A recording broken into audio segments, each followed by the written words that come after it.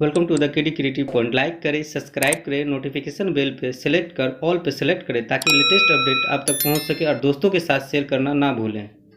KD creative point कुछ ऐसे question आपके लिए लेके आया है जो अक्सर आपके एग्ज़ाम में आता है और बहुत ही ज़्यादा कन्फ्यूजन क्रिएट करता है। अक्सर आप लोग एग्ज़ाम देने के लिए जाते होंगे तो देखते होंगे कि इसका जवाब क्या होगा या क्या नहीं होगा और आप लोग कन्फ्यूज हो जाते हैं। इसी कारण से आप लोग गलत कर बैठते हैं। लेकिन आप केडी क्रिएटिव पॉइंट पे कोई भी वीडियो देखिएगा तो आपको इस तरह का कन्फ्यूजन क्रिएट होना बंद हो जाएगा और अपना जवाब एग्ज़ाम में सही तरीके से दे पाइएगा।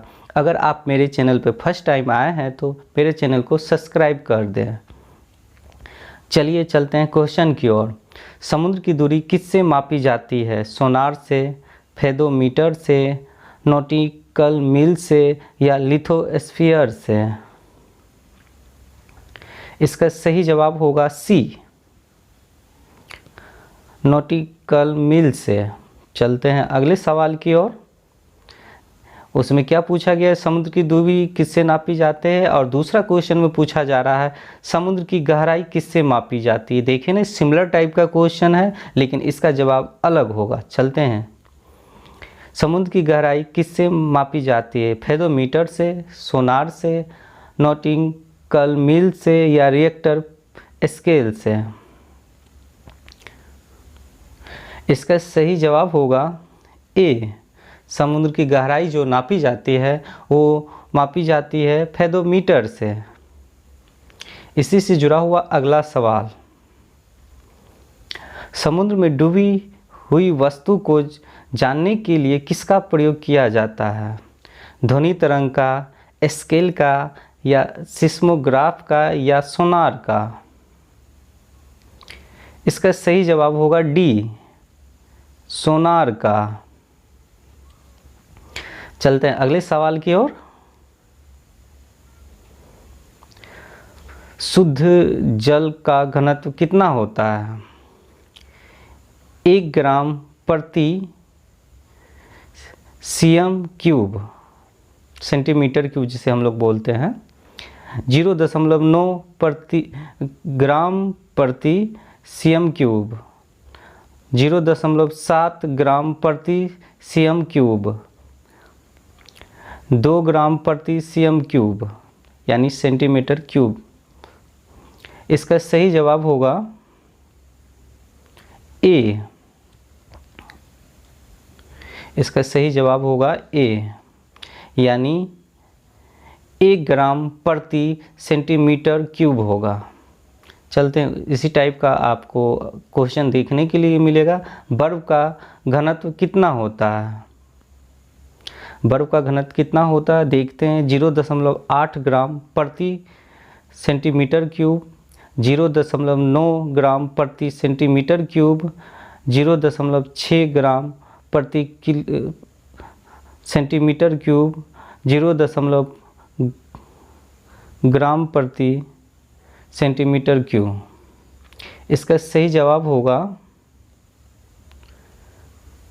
बी,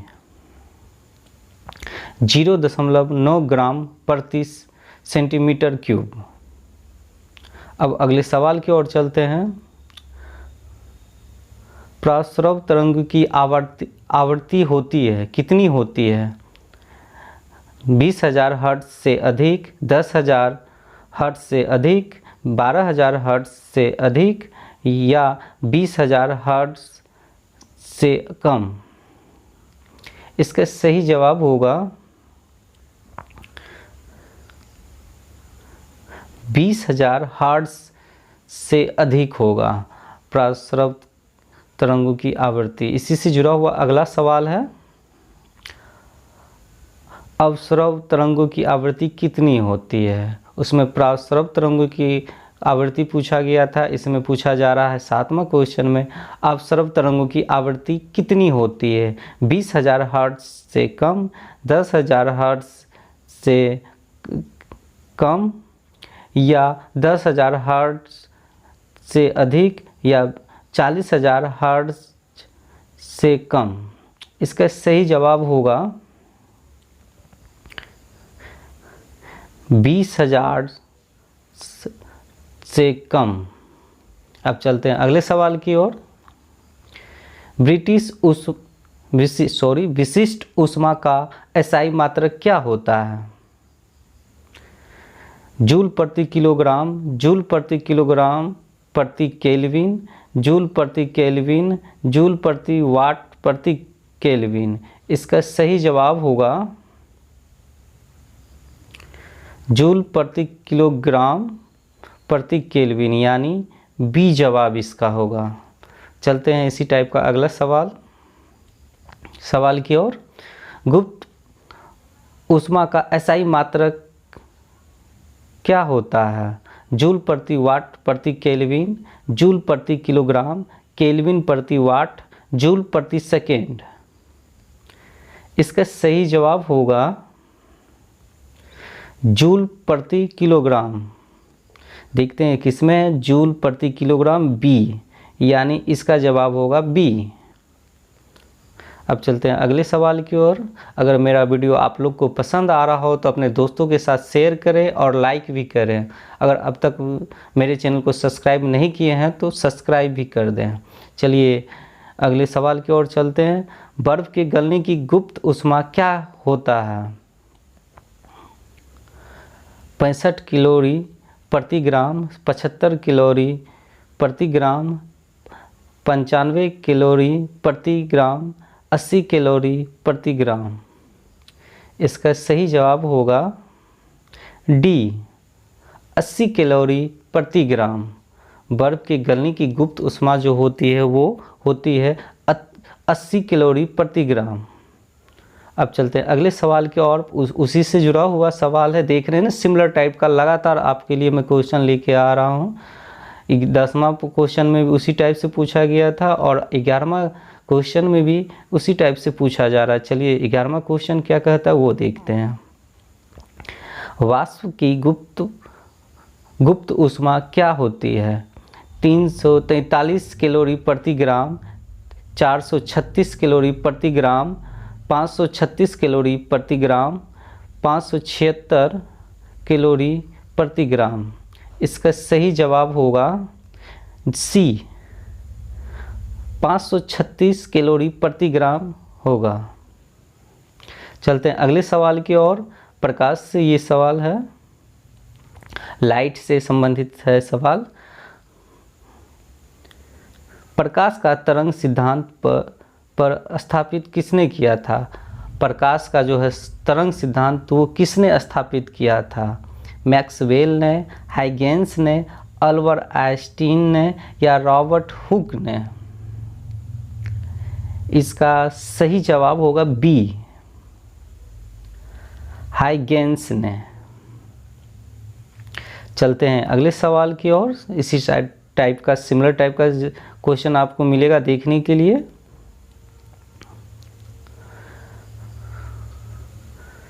प्रकाश एक विद्युत चुंबकीय है, यह किसने कहा था? गोमाल्डी ने, हाइगेंस ने, मैक्सवेल ने या रॉबर्ट वाड्रा ने? इसका सही जवाब होगा मैक्सवेल ने। एक क्रिकेटर का भी नाम मैक्सवेल है, वो आप मत समझिएगा। ये प्रकाश एक विद्युत चुंबकीय तरंग कहा था वो मैक्सवेल ही था। प्रकाश तरंगों का विवर्तन किसने किया था? रॉबर्ट हुक ने, हाइगेंस ने, गोमाल्डी ने या रॉबर्ट वाड्रा ने? इसका सही जवाब होगा गोमाल्डी लिखा गया है, ग्रोमाल्डी होगा इसका जवाब। चलते हैं अगले सवाल की ओर। प्रकाश विद्युत प्रवाह का प्रतिपादन किसने किया था? लगातार आपको लाइट से क्वेश्चन देखने के लिए मिल रहा है और देख रहे हैं ना किस तरह से कन्फ्यूजन क्रिएट कर रहा है हर सवाल में, और इसका जवाब अलग अलग आ रहा है। अगर मेरा वीडियो पसंद आ रहा हो तो आप लोग दोस्तों के साथ शेयर करें और लाइक भी करें। अगर आप लोग को इस तरह का क्वेश्चन अगर और भी चाहिए तो आप लोग कमेंट कर सकते हैं। हो सके तो अपने इस क्वेश्चन को अपने कॉपी में राइट डाउन कर ले ताकि आपको इसको हमेशा के लिए याद कर सकें। और इस तरह के क्वेश्चन अगर आप अपने कॉपी में राइट डाउन करते हैं तो उसे आप बार बार देखेंगे तो उसे हमेशा के लिए याद कर सकेंगे और हमेशा आपको याद रहेगा, क्योंकि कन्फ्यूजन टाइप का क्वेश्चन कुछ पल में ही भूल जाता है। लेकिन इस तरह का केडी क्रिएटिव पॉइंट जो आपके लिए क्वेश्चन बनाता है और लाता है वो आपके एग्ज़ाम के दृष्टिकोण से बहुत ही अच्छे टाइप से क्वेश्चन बना के लाता है। जैसे कि देख ही रहे हैं, आपको लगातार इस तरह का क्वेश्चन आपको देखने के लिए मिल रहा है, सिमिलर टाइप का क्वेश्चन, और जो एग्ज़ाम में क्वेश्चन पूछा जाता है उसी टाइप का क्वेश्चन आपके लिए केडी क्रिएटिव पॉइंट लाता है। चलते हैं सवाल की ओर। प्रकाश विद्युत प्रवाह का प्रतिपादन किसने किया था? देख रहे हैं ना, सिमिलर टाइप का क्वेश्चन लगातार आपके लिए आ रहा है। देख रहे हैं इसका जवाब क्या होता है? हैगेंस, जीन्स, आइंस्टीन या वाड्रा? इसका सही जवाब होगा आइंस्टीन, यानी सी इसका जवाब होगा। चलिए अगले सवाल की ओर चलते हैं। देखिए अगला सवाल भी आ रहा है प्रकाश से ही जुड़ा हुआ। चलिए कोई बात नहीं, देख लेते हैं इसमें इसका आंसर क्या आता है, जवाब क्या आता है। प्रकाश का वेग सर्वप्रथम ज्ञात किसने किया था? रॉबर्ट वाड्रा ने, रोमर ने, आइंस्टीन ने या माइकल फैराडे ने? इसका सही जवाब होगा बी, रोमर ने।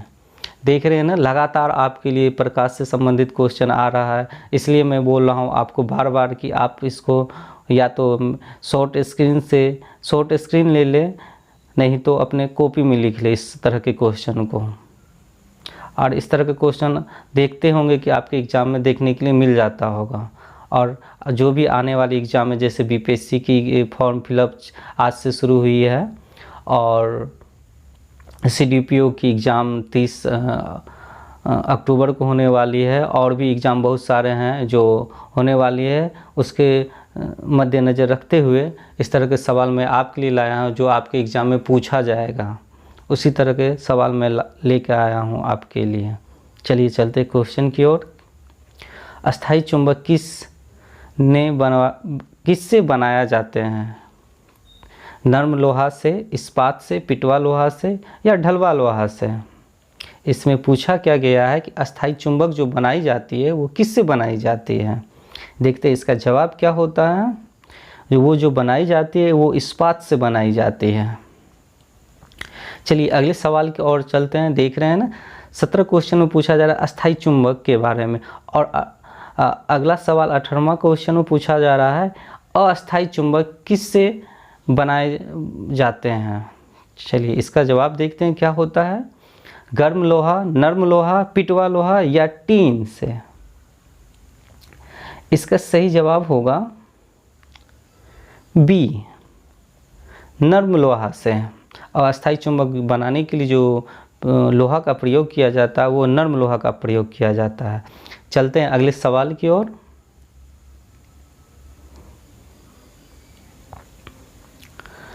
चुंबक के समान ध्रुवों में क्या होता है? देखते हैं क्या होता है, क्या पाया जाता है। प्रतिकर्षण पाया जाता है, आकर्षण पाया जाता है, विकर्षण पाया जाता है या विपरीत आकर्षण पाया जाता है? इसका सही जवाब होगा ए, यानी प्रतिकर्षण पाया जाता है।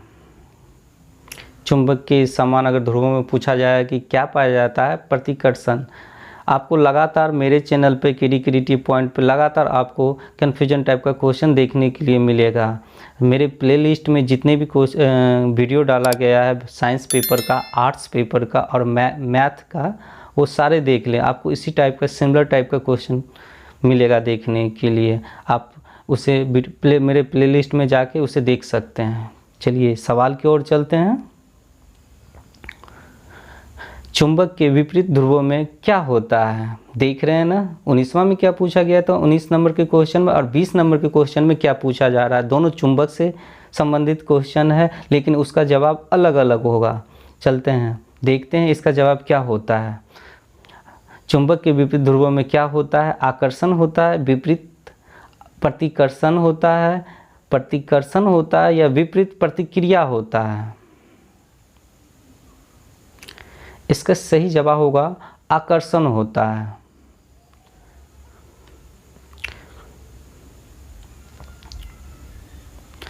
चलिए सवाल की ओर चलते हैं। आधुनिक आवर्त सरणी में वर्गों की कुल संख्या कितनी होती है? 16 होती है, 17 होती है, 18 होती है या 19 होती है? इसका सही जवाब होगा सी, 18 होती है। अगर आपसे पूछा जाए आधुनिक आवर्त सरणी में वर्गों की कुल संख्या कितनी होती है तो आप अपना जवाब 18 दीजिएगा। इसी से जुड़ा हुआ अब अगला सवाल आ रहा है, सिमिलर टाइप का क्वेश्चन। आधुनिक आवर्त सरणी में आवर्तों की कुल संख्या कितनी होती है? उसमें क्या पूछा गया था? अगला सवाल पिछले वाले सवाल में वर्गों की संख्या, और इसमें क्या पूछा जा रहा है? आवर्तों की संख्या। चलते हैं, देखते हैं इसका जवाब क्या होता है। 6 होता है, 7 होता है, 8 होता है या 9 होता है? इसका सही जवाब होगा बी, यानी 7 होता है। चलिए अगले सवाल की ओर चलते हैं। अयस्क में उपस्थित अशुद्धि को क्या कहते हैं? अयस्क में जो अशुद्धि पाया जाता है उसे हम लोग क्या कहते हैं? फ्लक्स कहते हैं, गैंग कहते हैं, धातुमल कहते हैं या बग कहते हैं? इसका सही जवाब होगा बी, गैंग कहते हैं। अयस्क में जो अशुद्धि पाया जाता है उसे कहा जाता है गैंग। चलिए अयस्क से ही संबंधित अगला सवाल है। अयस्क में गैंग को हटाने के लिए क्या मिलाया जाता है? नाइट्रोजन मिलाया जाता है, धातुमल मिलाया जाता है या फ्लक्स मिलाया जाता है या ऑक्सीजन मिलाया जाता है? इसका सही जवाब होगा सी, फ्लक्स मिलाया जाता है। चलिए अगले सवाल की ओर चलते हैं। उसी से जुड़ा हुआ सवाल आपको मिल रहा है लगातार। इसे आप कॉपी में लिख सकते हैं, नहीं तो अक्सर आप लोग भूल जाइएगा, क्योंकि देख रहे हैं ना सिमिलर टाइप का अक्सर क्वेश्चन आप लोग मिस करते हैं। एग्ज़ाम में जाते हैं कि कौन सा जवाब होगा, कौन सा जवाब नहीं होगा, इसमें आप लोग गलत कर बैठते हैं, आप लोग का रिजल्ट नहीं बनता है। ये वजह क्या है? यही होता है, आप लोग क्वेश्चन को या तो बार बार नहीं देखते हैं या तो उसको अपनी कॉपी में नहीं लिखते हैं, जिस वजह से आप अपना अच्छा रिजल्ट नहीं कर पाते हैं एग्ज़ाम में। इसलिए मैं आप लोग को हमेशा कहता हूँ कि आप या तो इसे कॉपी में लिख लें या तो आप मेरे वीडियो को बार बार देख लें, ताकि आपको ये क्वेश्चन आपको हमेशा के लिए याद हो जाए और अपने एग्ज़ाम में बेहतर प्रदर्शन कर सकें। चलिए सवाल की ओर चलते हैं। गैंग एवं फ्लक्स के मिलाने से कौन सा पदार्थ बनता है? धातुमल बनता है, फ्लक्स बनता है या गैंग बनता है या गैसोलीन बनता है? इसका सही जवाब होगा ए, धातुमल बनता है। चलिए अगले सवाल की ओर चलते हैं। नाइट्रोजन में जलने वाली धातु क्या है? नाइट्रोजन में जो धातु जलती है उसे क्या कहा जाता है? सोडियम कहा जाता है, पोटेशियम कहा जाता है, एल्युमिनियम कहा जाता है या मैग्नीशियम कहा जाता है? इसका सही जवाब होगा डी, यानी उसे जो हम कहते हैं मैग्नीशियम कहते हैं। नाइट्रोजन में जलने वाली जो धातु होती है वो मैग्नीशियम होती है। चलिए अगले सवाल की ओर चलते हैं। हवा में जलने वाली कौन सी धातु है? 26 नंबर के क्वेश्चन में क्या पूछा गया था? नाइट्रोजन में जलने वाली धातु। और 27वां क्वेश्चन में क्या पूछा जा रहा है? हवा में जलने वाली धातु जो होती है वो कौन सी होती हैं? मैग्नीशियम होती है, सोडियम होती है, हीलियम होती है या लिथियम होती है? इसका सही जवाब होगा बी, यानी सोडियम होती है। हवा में जो स्वतः जलती है वो सोडियम होती है।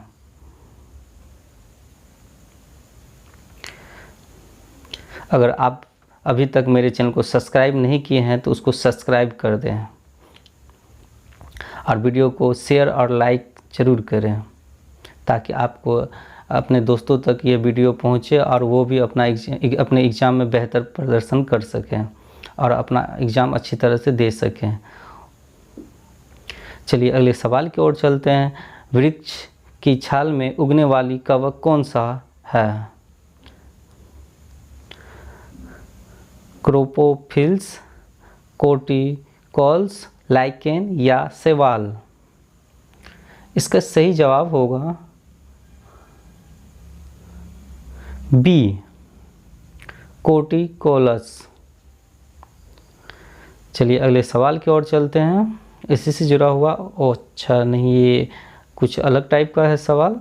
गोबर में उगने वाले कौन से कवक? चलिए नहीं, सिमिलर टाइप के ही क्वेश्चन देखने के लिए मिल रहा है 29 नंबर के क्वेश्चन में। उसे क्या कहा जाता है? गोबर में जो उगने वाले कवक होते हैं उसे क्या कहा जाता है? कोर्टिकल्स, क्रोपोफिलस, लेमिया या इनमें से कोई नहीं? इसका सही जवाब होगा बी, क्रोपोफिलस। चलिए अगले सवाल की ओर चलते हैं। एंटीबॉडी किस रुधिर वर्ग में पाई जाती है? ओ में, ए में, ए बी में या बी में? इसका सही जवाब होगा